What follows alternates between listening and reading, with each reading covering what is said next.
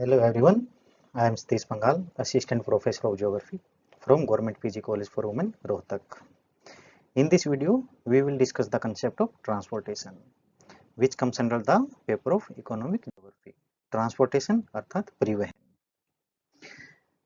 परिवहन जो है एक प्रक्रिया है जिसमें हम माल और यात्रियों को एक स्थान से दूसरे स्थान पर लाया और ले जाने का जो है कार्य करते हैं। परिवहन जो है वो निम्नलिखित 3 मोड्स में डिवाइड हो सकता है: भूमि परिवहन, वायु परिवहन और जल परिवहन अर्थात वाटर ट्रांसपोर्टेशन। भूमि परिवहन को हम फर्दर जो है वो रेलवे और रोडवेज में डिवाइड कर सकते हैं, जबकि जल परिवहन जो है इनलैंड वाटर और ओपन सी वाटर ट्रांसपोर्टेशन में वर्गीकृत किया जा सकता है। देखते हैं विश्व में रेलवे का विकास। विश्व में जो सबसे पहली रेल है वो 1825 ईस्वी में इंग्लैंड के स्टॉकटन और डार्लिंगटन शहर के बीच में चलाई गई थी। रेलवे के अगर घनत्व को हम देखें तो सबसे अधिक घनत्व यूरोपीय देशों में मिलता है। इसी संदर्भ में कुछ और फैक्ट जो हैं, ओरिएंटल जो एक्सप्रेस रेलवे लाइन है वो पेरिस अर्थात फ्रांस और इस्तांबुल टर्की को आपस में जोड़ती है। यूरोपीय देशों में बेल्जियम जो देश है उसके अंदर रेलवे का घनत्व सबसे अधिक होता है। बात करते हैं रेलवे के घनत्व के बारे में। रेलवे घनत्व जो है 1 वर्ग किलोमीटर में कुल रेलवे लाइन की लंबाई को परिभाषित करता है, अर्थात 1 वर्ग किलोमीटर क्षेत्र में कुल रेलवे लाइन कितनी है यह रेलवे घनत्व कहलाएगा। संयुक्त राज्य अमेरिका में दुनिया में सबसे बड़ा रेलवे नेटवर्क है। अगर हम संयुक्त राज्य अमेरिका के रेलवे घनत्व की बात करें तो यहाँ प्रति 100 वर्ग किलोमीटर में 278.3 किलोमीटर रेलवे लाइन का विस्तार देखने को मिलता है। देखते हैं कुछ अन्य फैक्ट। अगर हम यूरेशिया महाद्वीप की बात करें तो रूस के अंदर जो है रेलवे का अधिकांश जो विस्तार है वो यूराल पर्वत श्रृंखला के पश्चिमी क्षेत्र में पाया जाता है, जिसे रशियन ट्रायंगल के नाम से भी जानते हैं। रूस की जो सबसे लंबी रेलवे लाइन है वह ट्रांस साइबेरियन रेलवे लाइन कहलाती है, जो रूस के सेंट पीटर्सबर्ग शहर को पूर्वी शहर व्लादिवोस्तोक को आपस में जोड़ती है। आप देख सकते हो चित्र में जो प्रशांत महासागर का पश्चिमी किनारा है उसके पास में जो है रूस का शहर है व्लादिवोस्तोक, और यह रूस के उत्तरी पश्चिमी शहर सेंट पीटर्सबर्ग को आपस में कनेक्ट करती है। कनाडा के अंदर अगर हम रेलवे के डेवलपमेंट को देखें तो इसका विस्तार मुख्यतः कनाडा के अंदर जो गेहूं उगाने वाले क्षेत्र हैं वहां तक सीमित ज्यादा है। रूस की भांति ही कनाडा में भी ट्रांस कैनेडियन रेलवे लाइन बिछाई गई है जो हैलिफैक्स को वैंकूवर शहर तक जोड़ती है, अर्थात कनाडा का जो पूर्वी क्षेत्र है और पश्चिमी क्षेत्र ये आपस में रेलवे लाइन से भली भांति जुड़े हुए हैं। ऑस्ट्रेलिया में भी जो रेलवे का नेटवर्क है वो काफी सारा है। इसमें जो है रेलवे का डेवलपमेंट ऑस्ट्रेलिया में ठीक ठाक देखने को मिलता है। ट्रांस ऑस्ट्रेलिया लाइन जो सिडनी को पर्थ शहर से जोड़ती है, आप चित्र में इसको देख सकते हो। अब देखते हैं भारत के अंदर रेलवे का विकास। भारत में जो प्रथम रेलवे लाइन है वह 1853 में मुंबई और थाने के बीच में चलाई गई, जिसकी दूरी महज 34 किलोमीटर थी। इसी संदर्भ में जो पूर्वी क्षेत्र अर्थात बंगाल का क्षेत्र है वहां पहली रेलवे लाइन हावड़ा से हुगली के बीच में सन 1854 में चलाई गई। दक्षिण भारत में जो रेलवे का सर्वप्रथम विकास हुआ वह रायपुरम से आराकोट के बीच में 1856 में हुआ था। वर्तमान समय की बात करें तो वर्तमान समय में भारत में 67,400 किलोमीटर नेटवर्क रेलवे का देखने को मिलता है, और संयुक्त राज्य अमेरिका, चीन और रशिया के बाद रेलवे के नेटवर्क में भारत का चौथा बड़ा स्थान है। भारतीय रेलवे का प्रचलन निम्नलिखित 3 गेज के आधार पर संचालित होता है। गेज का अर्थ है रेलवे की पटरियों के बीच में दूरी। रेलवे की पटरियों के बीच में दूरी के आधार पर जो है रेलवे को 3 गेज में परिभाषित किया गया है। सबसे पहला है ब्रॉड गेज। इसके बीच में रेलवे की पटरियों की दूरी जो है लगभग 1.6 मीटर के आसपास होती है, जैसा कि आप चित्र में देख पा रहे हो। उसके बाद मीटर गेज, जैसे ही नाम से स्पष्ट है, यहाँ रेलवे के पटरियों के बीच की दूरी 1 मीटर होती है। संकीर्ण अथवा नैरो गेज, यहाँ रेलवे के पटरियों के बीच की दूरी में विविधता है, जो 0.6 मीटर से लेकर 0.7 मीटर तक होती है। यह निर्भर करती है कि जिस स्थान पर रेलवे का विस्तार किया जा रहा है वहां स्थान की उपलब्धता कितनी है। जो संकीर्ण गेज है, इसका विस्तार मुख्यतः पहाड़ी क्षेत्रों में जहां भूमि की उपलब्धता कम होती है वहां किया जाता है। रेलवे के संचालन को स्पष्ट और सुगम बनाने के लिए रेलवे को हमने जोन में डिवाइड कर रखा है। देखते हैं रेलवे जोन का प्राचीन इतिहास। भारत के अंदर सर्वप्रथम आजादी के समय लगभग 42 रेल अलग अलग प्रणालियां थी, लेकिन 1950 में हमने भारतीय रेलवे का राष्ट्रीयकरण किया गया, जिसके बाद पूरे भारत में केवल एक ही रेलवे प्रणाली रह गई। वर्तमान समय में रेलवे प्रणाली को संचालित करने के लिए इसको 18 अलग अलग रेलवे जोन में डिवाइड कर दिया गया है। ऐसे कौन कौन से कारक हैं जो रेलवे परिवहन को प्रभावित करते हैं? सबसे पहला है भौगोलिक कारक। भौगोलिक कारक के अंदर भूभाग, ढलान, मिट्टी की प्रोफाइल, वहां मौजूद प्राकृतिक अवरोध इत्यादि का हम जो है अध्ययन करते हैं। भौगोलिक कारक जो है रेलवे या किसी भी ट्रांसपोर्टेशन के विकास में बहुत महत्वपूर्ण भूमिका निभाते हैं। जो क्षेत्र मैदानी होते हैं, अर्थात ऐसे क्षेत्र जहां रेलवे या किसी भी ट्रांसपोर्टेशन को बिछाने में या वहां के डेवलपमेंट में आसानी रहती है, उन क्षेत्रों में इस तरह का ट्रांसपोर्टेशन अधिक विकसित होता है। जबकि पहाड़ी क्षेत्र या प्रायद्वीपीय भारत की हम बात करें तो वहां जटिलता के कारण जो है ट्रांसपोर्टेशन अधिक नहीं विकसित हो पाया। इसी प्रकार दलदली क्षेत्रों में भी जो है वो रेलवे का ट्रांसपोर्टेशन कम देखने को मिलता है। अब बात करते हैं अन्य कारक, आर्थिक कारक। किसी क्षेत्र अथवा राज्य की आर्थिक स्थिति कैसी है, ये काफी हद तक वहां मिलने वाली जो रेलवे ट्रांसपोर्टेशन है उसके ऊपर निर्भर करता है। अगर राज्य की आर्थिक स्थिति अच्छी होगी तो वहां रेलवे का विस्तार भी आपको देखने को मिलेगा, जबकि कमजोर अर्थव्यवस्था वाले क्षेत्र या राज्यों में जो है रेलवे का ट्रांसपोर्टेशन कम देखने को मिलता है। यहाँ राज्य का संदर्भ हम देश से लगाते हैं। राजनीतिक और प्रशासनिक कारण।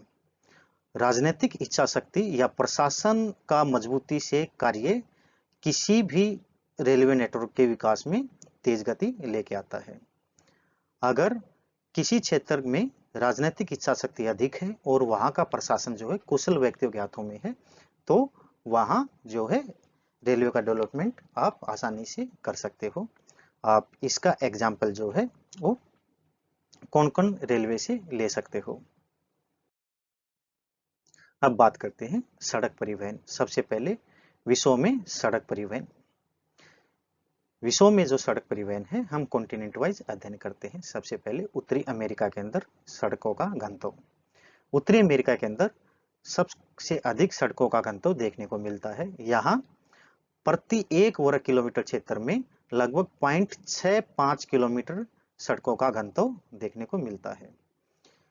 कनाडा जो देश है वहाँ हमको ट्रांस कनाडा रोड नेटवर्क उपलब्ध देखने को मिलता है, जिसमें सेटिजन शहर को वैंकूवर शहर से जोड़ा गया है।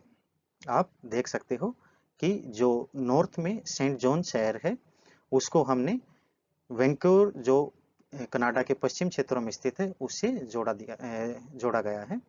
इसी प्रकार अलास्का जो संयुक्त राज्य अमेरिका का एक जो है राज्य है, वहाँ जो है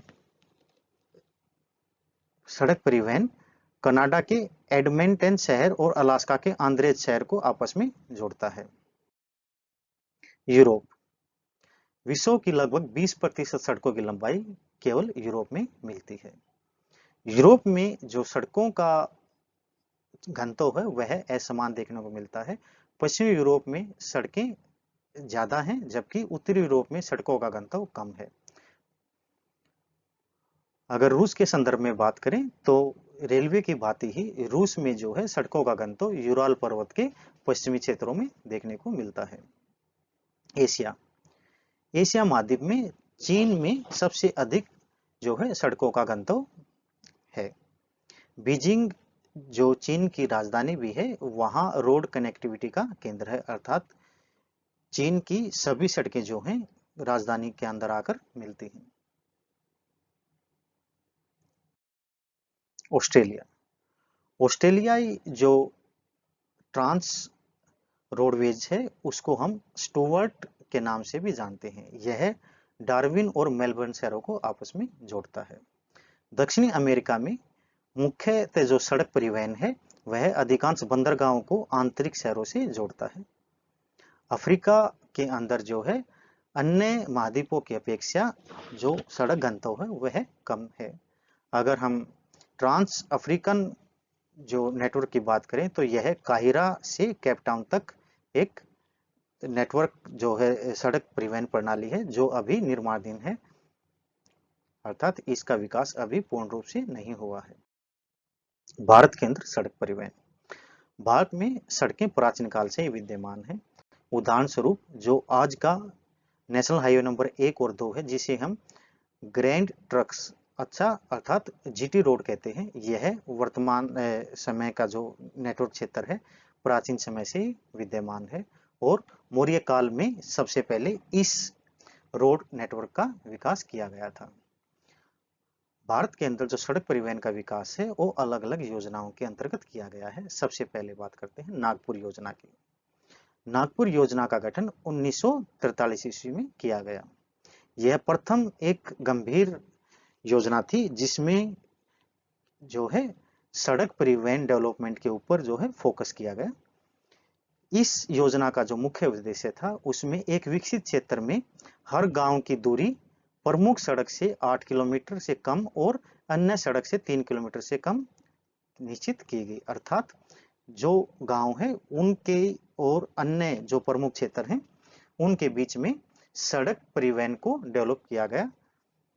इस नागपुर योजना का जो लक्ष्य था उसको 1961 तक प्राप्त करने के लिए हमने तय किया। अब जो दूसरी योजना है सड़क परिवहन से लेकर वो है 20 वर्षीय योजना। 20 वर्षीय योजना का गठन 1961 में किया गया और इसके उद्देश्यों की प्राप्ति जो है 1981 तक रखी गई। इसी कारण इसको हम 20 वर्षीय योजना कहते हैं। 20 वर्षीय योजना का जो मुख्य उद्देश्य था उसमें सड़क की लंबाई जो है 6.56 लाख किलोमीटर से बढ़ाकर 10.6 लाख किलोमीटर तक करने की थी और इसी प्रकार जो सड़कों का घनत्व है वह 32 किलोमीटर प्रति 100 वर्ग किलोमीटर तक बढ़ाना था। ग्रामीण सड़क योजना, यह उन गांवों के लिए लागू की गई जहां की आबादी 1500 से अधिक है। इस योजना के तहत जिन गांवों की आबादी 1500 से अधिक थी उनको प्रमुख सड़कों से जोड़ना था। Build operate and transfer scheme, यह पीपीपी अर्थात पब्लिक प्राइवेट पार्टनरशिप के अंतर्गत आने वाली एक स्कीम है। इसमें कोई भी निजी कंपनी या बिल्डर किसी सड़क परिवहन का निर्माण करता है, तदुपरांत अपनी जो लागत है उसको टोल के माध्यम से इकट्ठा करता है और जब उसकी लागत पूरी हो जाती है तो वह सरकार को उस सड़क का जो है ट्रांसफर कर देता है, अर्थात बीओटी बिल्ड ऑपरेट और ट्रांसफर।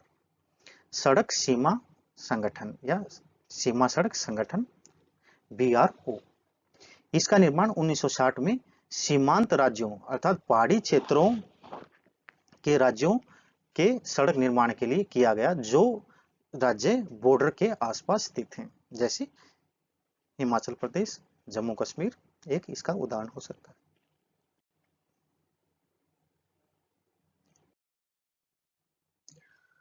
नागपुर जो सड़क योजना थी, इसके आधार पर जो है सड़कों को 4 श्रेणियों में वर्गीकृत किया गया। पहला है national highways, state highways, district roads and village roads. देखते हैं नेशनल हाईवेज को। राष्ट्रीय राजमार्ग जो है ये मुख्य सड़कें हैं जिनका निर्माण और रखरखाव केंद्रीय लोक निर्माण विभाग द्वारा किया जाता है। राष्ट्रीय राजमार्ग जो है वो राज्य की राजधानियों, मुख्य शहरों, प्रमुख बंदरगाहों, रेलवे के बड़े बड़े जंक्शनों को आपस में जोड़ता है। भारत के अंदर जो राष्ट्रीय राजमार्गों की लंबाई है वह कुल लंबाई का लगभग 2% है, जबकि कुल यातायात का यह लगभग 40% हिस्सा बेयर करते हैं। राज्य राजमार्गों का जो निर्माण और रखरखाव हो वह राज्य सार्वजनिक कार्य विभाग द्वारा किया जाता है। राज्य राजमार्ग राज्य की राजधानी को अन्य जिला मुख्यालयों और प्रमुख शहरों से आपस में जोड़ते हैं।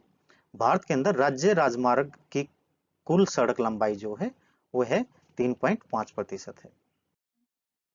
जिला सड़कें, ये सड़कें जिला मुख्यालयों को जिलों के अन्य क्षेत्रों से जोड़ती हैं।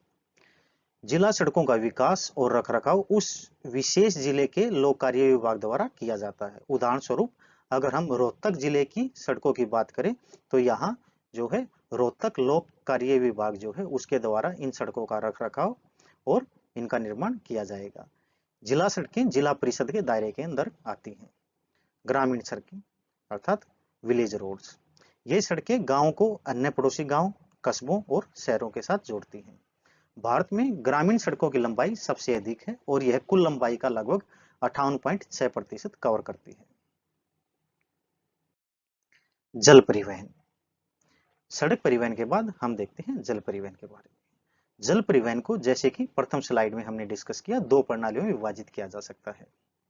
प्रथम है ओशियनिक रूट अर्थात खुले महासागरों का परिवहन और इंटरनल रूट्स नदियों, नहरों या आंतरिक झीलों द्वारा जल परिवहन। खुले महासागरों में जो है जल परिवहन, सबसे पहले उत्तरी अटलांटिक महासागरीय मार्ग। उत्तरी अटलांटिक महासागरीय मार्ग जो है यह दुनिया का सबसे महत्वपूर्ण और व्यस्त समुद्री मार्ग है। यह जो मार्ग है पश्चिमी यूरोप से पूर्वी संयुक्त राज्य अमेरिका और कनाडा को जोड़ता है। विश्व में सबसे अधिक जो जहाज व्यापार है इसी मार्ग द्वारा किया जाता है और जो लगभग 25% है। इस मार्ग से मुख्य रूप से कागज, डेयरी उत्पाद, कपास, गेहूं, मांस इत्यादि का परिवहन होता है। दक्षिणी अटलांटिक महासागरीय मार्ग, दक्षिणी अटलांटिक महासागरीय मार्ग पश्चिमी अफ्रीका और यूरोप को ब्राजील, अर्जेंटीना, उरुग्वे अर्थात दक्षिणी अमेरिकी देशों से जोड़ता है। यह मार्ग आर्थिक रूप से कम विकसित है।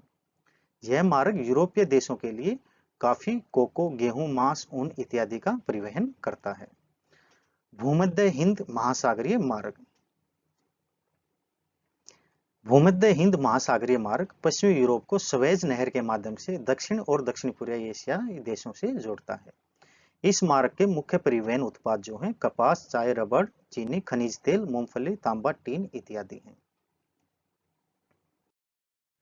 केप ऑफ गुड होप मार्ग, यह अफ्रीका के केप ऑफ गुड होप जो स्थान है उसके नीचे से होकर गुजरता है। अर्थात केप ऑफ गुड होप मार्ग जो है वो अफ्रीका महाद्वीप के दक्षिण से होकर गुजरता है, जो कि ऑस्ट्रेलिया, न्यूजीलैंड, दक्षिण पूर्वी एशियाई देशों को पश्चिमी यूरोप और जो है पूर्वी यूएसए और कनाडा से जोड़ता है। जो जहाज जिनका आकार काफी बड़ा होता है और जो स्वेज नहर के माध्यम से नहीं गुजर सकते, उन जहाजों को केप ऑफ गुड होप मार्ग से गुजारा जाता है। उत्तरी प्रशांत महासागरीय मार्ग, यह पश्चिमी संयुक्त राज्य अमेरिका और कनाडा को पूर्वी एवं दक्षिणी पूर्वी एशियाई देशों से जोड़ता है। इसमें नारियल, सिल्क, ऑयल, मीट इत्यादि का परिवहन किया जाता है। दक्षिणी प्रशांत महासागरीय मार्ग, यह मार्ग पश्चिमी अमेरिका को ऑस्ट्रेलिया, न्यूजीलैंड, पूर्व और दक्षिणी पूर्वी एशिया से जोड़ता है। यह पनामा नहर के माध्यम से पश्चिमी यूरोप, पूर्वी अमेरिका और कनाडा को ऑस्ट्रेलिया, न्यूजीलैंड, पूर्व एवं दक्षिण पूर्वी एशिया से भी जोड़ता है। अब बात करते हैं जो मुख्य दो कैनाल रूट हैं उनके बारे में। सबसे पहले स्वेज कैनाल। स्वेज नहर जो है वो पोर्ट सैद से पोर्ट स्वेज के माध्यम के बीच में बनी हुई है। यह भूमध्य सागर को लाल सागर के साथ जोड़ती है। इस नहर की लंबाई जो है 173 किलोमीटर और चौड़ाई 365 मीटर है। इस नहर का निर्माण फ्रांसीसी कंपनी की मदद से 1869 ईस्वी में किया गया था। इस नहर ने केप ऑफ गुड होप का एक वैकल्पिक मार्ग दुनिया को दिया है। पनामा नहर। पनामा नहर अटलांटिक महासागर और प्रशांत महासागर को आपस में जोड़ती है। पनामा नहर पनामा देश से होकर गुजरती है। पनामा नहर 1914 ईस्वी में जो है परिवहन के लिए खोली गई थी और इसका जो निर्माण है अमेरिका की मदद से किया गया था। इस नहर की जो लंबाई है वह है 81 किलोमीटर और गहराई एवं चौड़ाई जो है स्थान विशेष पर बदलती रहती है, जो 12.5 से 26 मीटर गहरी और 91 से 305 मीटर चौड़ी है। अब बात करते हैं आंतरिक जल परिवहन प्रणाली के बारे में। आंतरिक जल परिवहन प्रणाली जो है वो नदियों, नहरों या झीलों से होकर गुजरती है।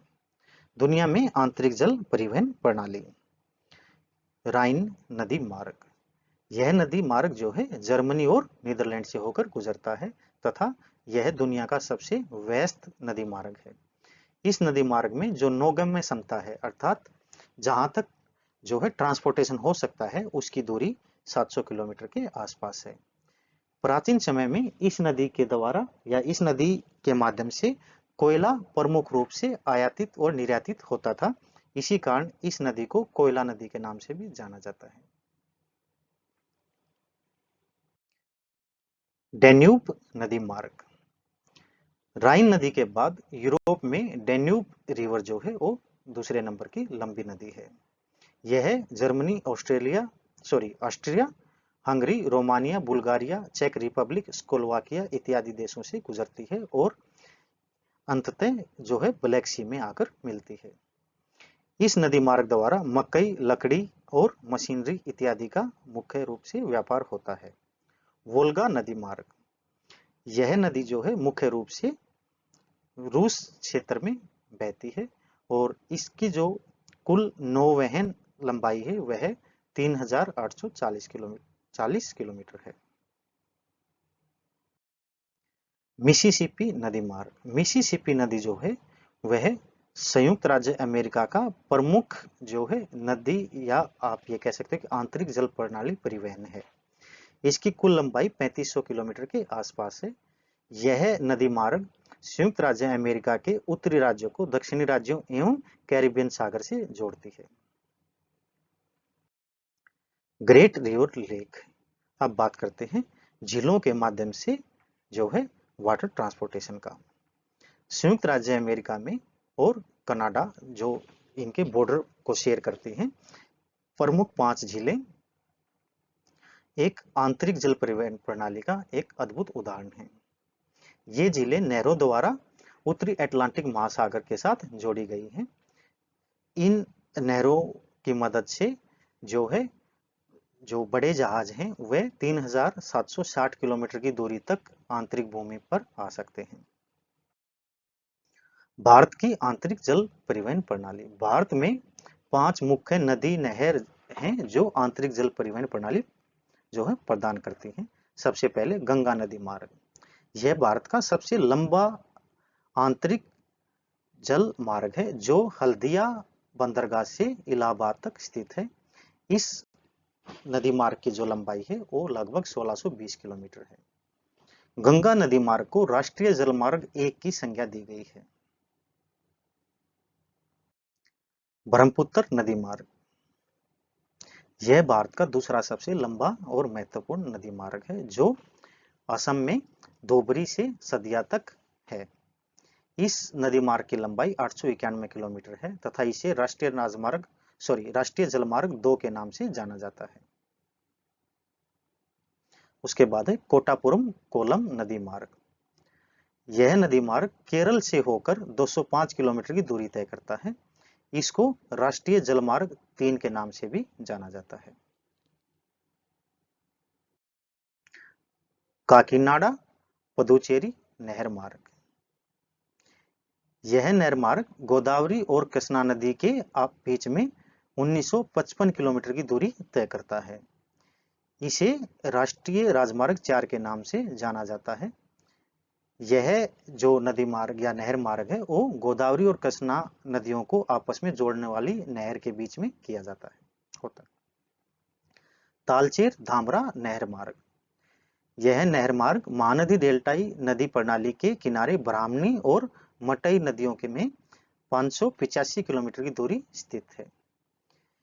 इसे राष्ट्रीय जलमार्ग 5 के नाम से भी जाना जाता है। अब ऐसे कौन कौन से फैक्टर हैं उनको डिस्कस करते हैं जो इंटरनल वाटर ट्रांसपोर्टेशन सिस्टम जो है उसको प्रभावित करते हैं। प्रथम है नदियों को बारहमासी होना चाहिए, अर्थात ऐसी नदियां जिनके अंदर पानी की जो है एक पर्याप्त मात्रा सारा साल मौजूद रहती है, उन नदियों से जो है आंतरिक जल परिवहन प्रणाली संचालित की जा सकती है, अन्यथा नहीं हो सकता। नदियों या जो नदी जलमार्ग है उसके अंदर प्राकृतिक बाधाएं जैसे मींडर अर्थात नदी का टेढ़ा मेढ़ा होना, झरना चट्टानों की उपस्थिति ना हो।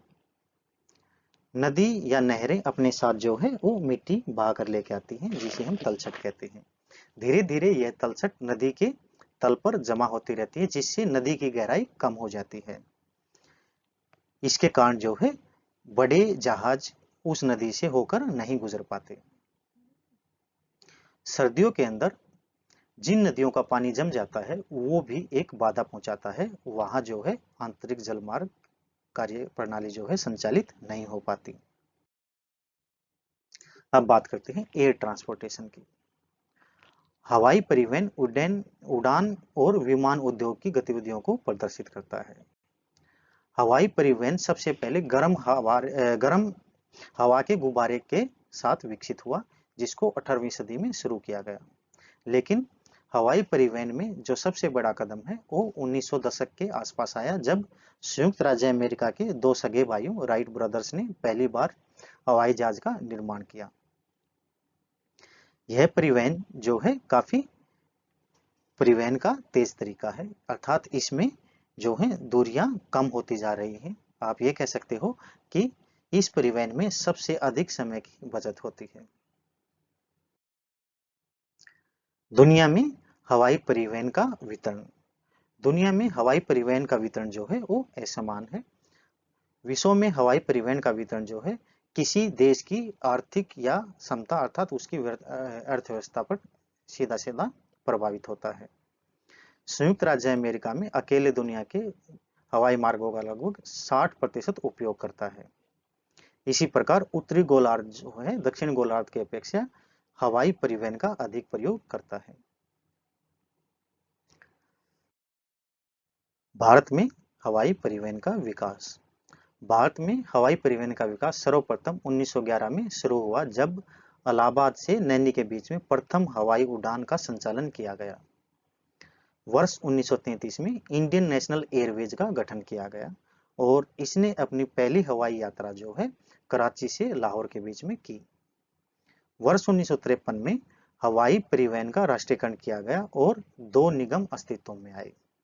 प्रथम एयर इंडिया इंटरनेशनल अंतर्राष्ट्रीय विमानन के लिए और दूसरा है इंडियन एयरलाइंस जो कि आंतरिक राष्ट्रीय विमानन के लिए अस्तित्व में लाई गई। Thank you, have a nice day.